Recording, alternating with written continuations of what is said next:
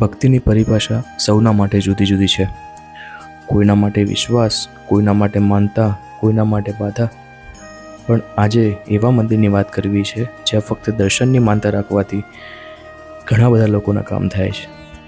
અને હા, આ કોઈ અફવા કે ધારણા નથી.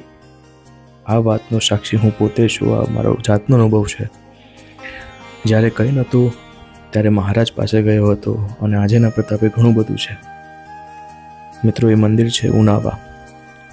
મહુડી જતા રસ્તામાં તમને બોર્ડ માર્યું દેખાશે ઉનાવા, જ્યાં બિરાજમાન છે વહાલા શ્રી ગોગા મહારાજ તથા શ્રી રાજરાજેશ્વરી વહાણવટી શિકોતરમાં.